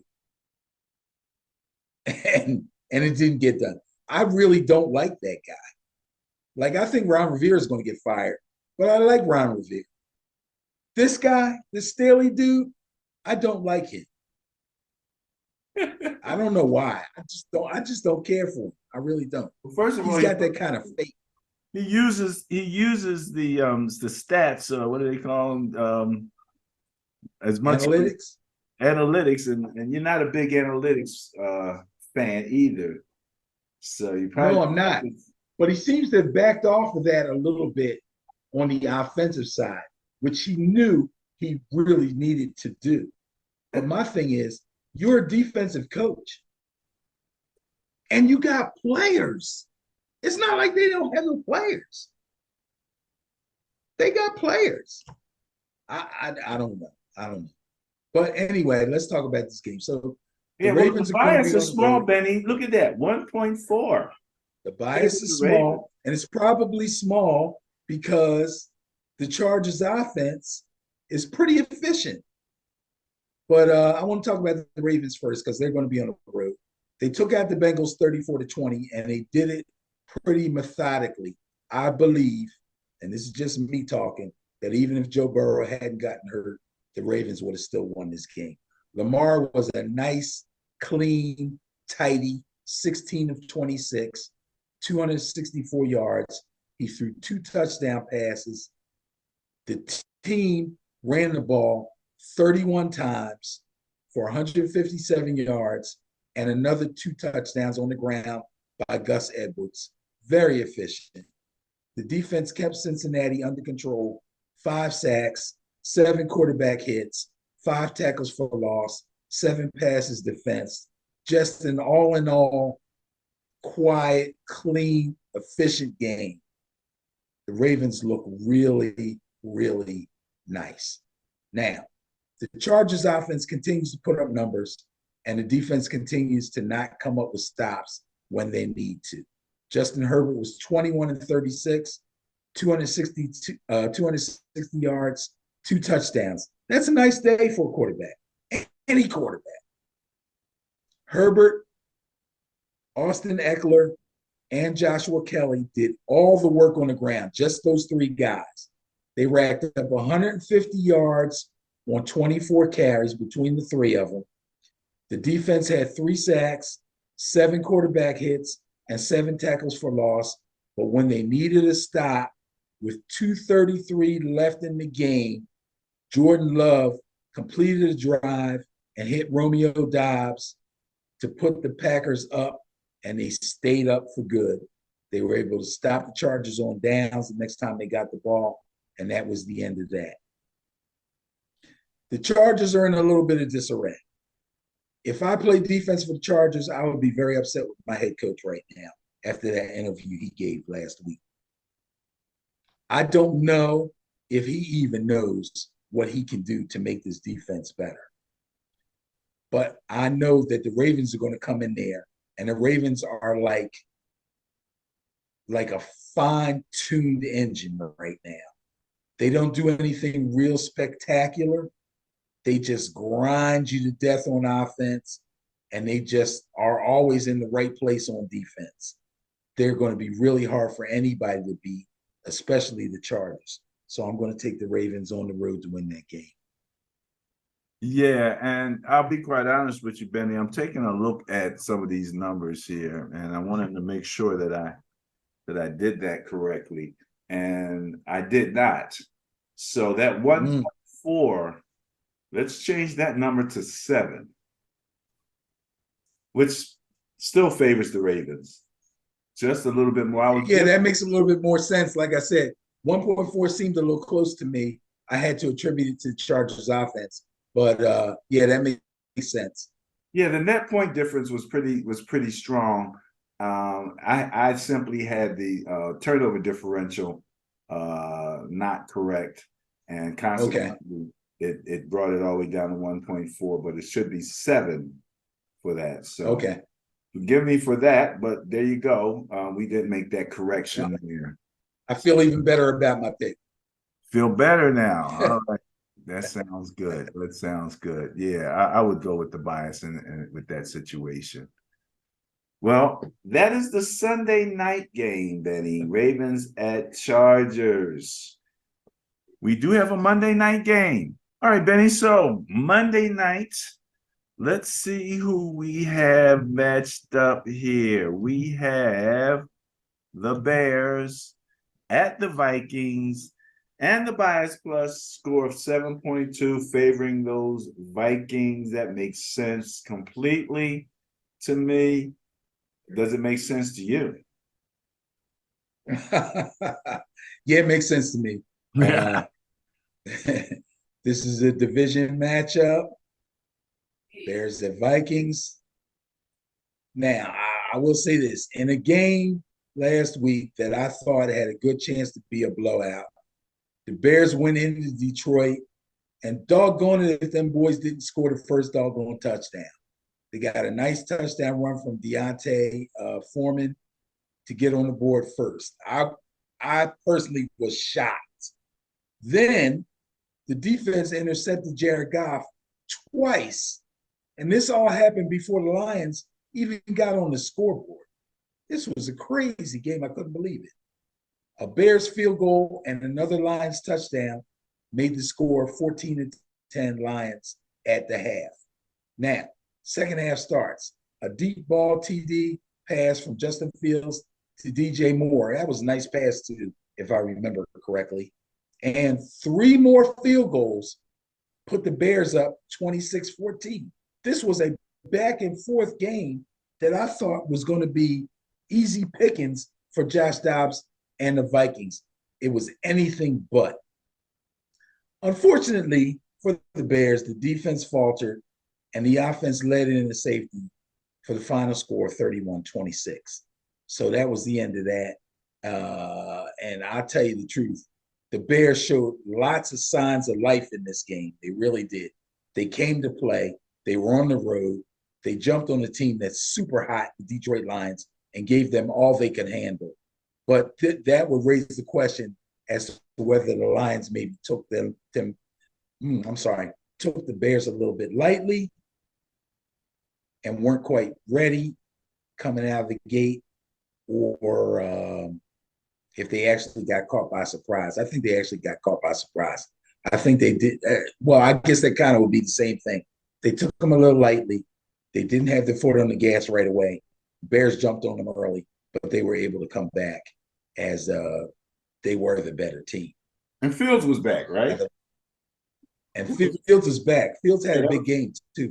Fields had 100-something yards rushing. Wow. Now the Vikings had their 5-game win streak snapped by a very determined Denver Broncos squad.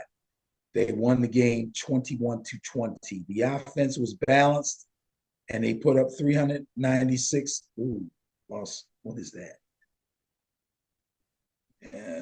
396 total yards of offense, but they were doomed to defeat by 3 turnovers, an interception by Josh Dobbs, and 2 fumbles. And here's the crazy thing. Dobbs actually fumbled the ball 3 times, but Denver only recovered 1 of them. Okay. Yeah, it could have been worse. Call it the curse of Kirk Cousins. Worse. Worse. So the Vikings lost the game on Sunday night in prime time, and Kirk Cousins wasn't the quarterback. What do you make of that?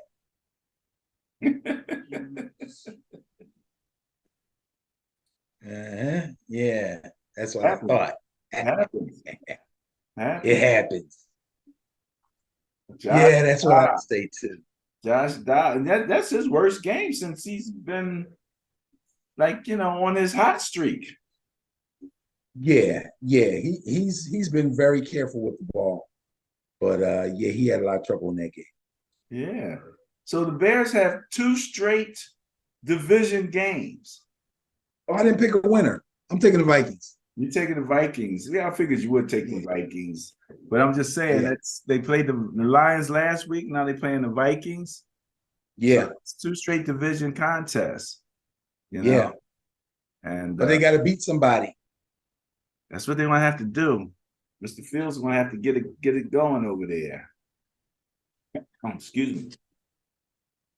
All right, Bears and Vikings, bias plus 7.2 favors the Vikings. Ben's going with the bias, going with the Vikings. And that wraps up the bias plus report for NFL Week 12 of the 2023-24 season. And Benny, when we wrap up the bias plus, what do we have next? The bias buster. Buster of the week. The New York Football Giants. Oh, yes, sir. Yes, sir. Now, I promised a little something, and I didn't do it, but I'm going to throw it in here just for the heck of it because I said I would. Last week, Green Bay, the Rams, the Broncos, and the Eagles all beat the bias. But they didn't beat it as badly as the Giants did. Giants, yes, sir. That boy. And I tell you, there's hope. There's hope for my guys. There really is. Because, people are going to say, they beat the Commanders. So what? Let's remember, and I wrote this down to make sure I had it. Let's remember, the Commanders beat the Broncos 35-33 on the road.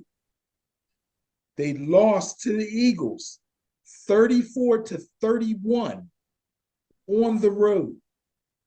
They lost to the Eagles again 38-33, I think, when the Eagles were at home. This is a team that put up 30 points or close to 30 points several times, and the Giants beat them by putting up 30-something points. So there is hope for Big Blue.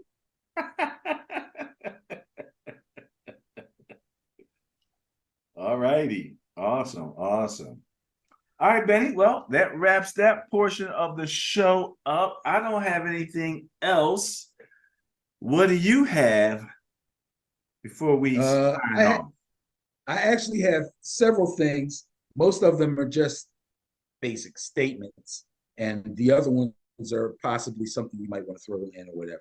So the first thing is, since we're talking about the Giants, I just saw something the other day where there was a mock draft, and the mock draft has the Giants getting Caleb Williams, quarterback from USC. What? Because the teams picking ahead of them don't need quarterbacks. And I think the Giants are picking 5th. overall. So it still remains to be seen if that actually happens, but there's a possibility the Giants could get themselves a good quarterback. I'm hoping that they do. I hate that I don't remember the name, but I do. But I listened to one of the commentators talking about college, and he mentioned another quarterback that he said was the best quarterback in college right now, and it wasn't The Caleb kid Williams. May from North Carolina. That who that is? Yeah, there's May from North Carolina. There's guy Dix from Oregon, and there's the kid from Washington, Penix. Yeah, there's 3 or 4 really good quarterbacks. This is supposed to be a good class. Now, would you prefer any of those guys over Caleb? I actually like them all, except for the guy Bo Nix scares me a little bit because the dude's like 26 or something. He's been in college forever. He's like, I'm like, dude, when are you going to get out of college? You got 12 kids. Yeah, I don't understand that. But yeah, no, I kind of like all of them. Okay. I think as we get to the off season or the end of college football and start thinking about the draft and start seeing the mock drafts, you're going to hear the name May, Maye. You're going to hear his name a lot, along with Caleb Williams. The kid from Florida State's name was up there too, but he got his leg wrecked last week. Travis, his last name is Travis. I really liked him too, but yeah, that's another thing. And I may have sent you something in Messenger about them talking about outlawing the hip toss tackle. Have you heard of that? Yeah, well, that's what happened to him. Guy grabbed him, kind of rolled, and just dropped to the ground and rolled right on his legs. So the NFL is talking about outlawing that type of tackle.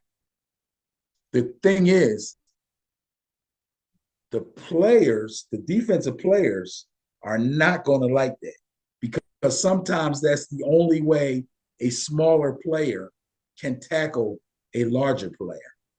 You know what I mean? By using their weight and that little twisting action to actually drop them and get them to the ground. So that's going to be interesting to look at that. The next thing I wanted to mention, the Indianapolis Colts. I talked to you about their defense.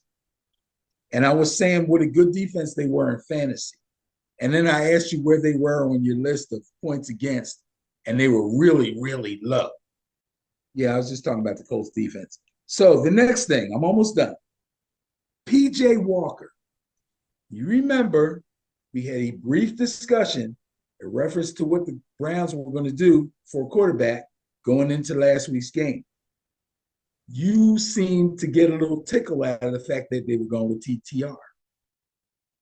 I thought they should go with PJ Walker because he was more of a veteran. However, I also said, you got to remember, these teams don't just pick names out of a hat. They research stuff to make the decisions. They're not always right, but they try their best to be right. This may be the reason why they didn't decide to go with PJ Walker. Number one, they got a good record. They're pretty confident about making the playoffs. And I believe that they did the same thing your team did and said, this is our opportunity with the record we have and the skill players we have to see what our possible quarterback of the future can do. That's one thing. The second thing was PJ Walker played 5 games. He had 4 starts. He threw 1 touchdown pass, and he threw 5 interceptions. Over the course of those 5 games, he was 48 of 98. So I think they said, you know what? We're going to roll the dice. He won 2 games, but it wasn't like he won them. You know what I'm saying? So I think they believe, hey, what do we got to lose? Let's see what we got in this kid. And like I said, he didn't throw the ball well. He didn't. But when he needed to, he did. On that final drive, when they went down and scored and won the game, he completed all 4 of his passes. They had a couple runs, and they got the kicker in field goal position, kicked the field goal, made it, won the game. Kid showed a lot of passion, was crying, dropped to a knee. I love that kind of stuff. Okay, good for that. Now, oh, here's one for you. For all you people out there that like to get on Kirk Cousins and all that, you know I can't let that go. How about this fact that probably nobody knows? The Bengals have lost 14 consecutive regular season night games on the road. Now, you might say that's obscure, but it really isn't. look how he's looking at me. That's a lot of games, dude.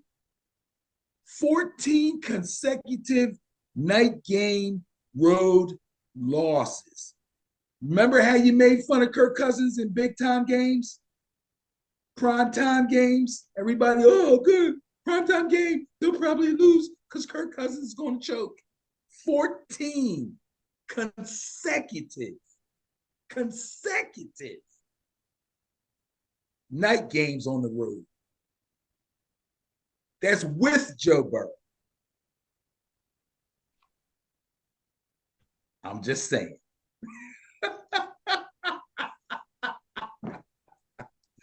And last but not least, the Browns decided to start DTR over PJ Walker, even though Walker had played in a couple of games. And they have since signed Joe Flacco as a mentor / possible takeover as a starter kind of guy. Here's my thing. Again, yeah, DTR is a rookie. Yeah, he was a 5th round draft pick. But guess what? Somewhere along the line, he's shown them enough in the film room, in the quarterback meetings, and as a quarterback running the scout team, because remember, the second string quarterback usually runs the scout team for the first string defense. So you don't want to just go out there and just throw the ball all over the place. You want to give them a good look. So you want to throw the ball well. I believe that they saw enough in this kid, not to mention the failures that PJ Walker had, that they said, what the heck, this kid's going to be our quarterback of the future, unless we're going, before we decide if we're going to go after another quarterback in this upcoming draft, we got to see what he can do. Plenty of teams have done it before. The Niners have done it before. The thing is, this kid, if I remember correctly, didn't throw no picks. He didn't have no fumbles. He didn't crap the bed. He didn't throw the ball great, but he didn't crap the bed. And when push came to shove, he got the job done. So we'll see what he does this week coming up, okay? But every move that the Cleveland Browns make is not a dumb move. Yes, they have made some. And yes, we will not always agree with everything they do. But the fun of watching NFL football is seeing how these kind of things play out if you really care about. That's all I got to say. I'm done. What do you think about Flacco? Because last time I saw Flacco, I think Flacco's washed. Yeah. I think this is crazy. Oh, you think this is crazy? Okay. I think this is crazy. Bring him in, but guess what? I'm telling you, if the rookie has trouble, which he might, they're going to put Flacco in there. They're not paying him for nothing. Oh yeah, they put him in when he was with the Jets, and you know there was. We'll have to see what happens. He made some decent plays, but it was evident that he's basically a statue, and that becomes his downfall. You know, right? So I'm surprised. Right. I was surprised that they went with him. And like I said, the whole mentor thing sounds good. We saw that happen in a couple of other teams where they brought in guys. Who was it? Andy Dalton, Andy. Right. Yeah, you know. Well, another plus for Flacco is he's played in that division his entire career, so he knows all of it. He knows the Steelers. He knows the Bengals. He knows the Ravens. So he's got some knowledge that will definitely help. All right. All right, Benny. That's it for me. You got anything more? Now I'm done. Ben and Barry on football, www.benandbarryonfootball.com. Make sure to click the like, make sure to click the notification bell, make sure to join us weekly as we go through the weekly schedule.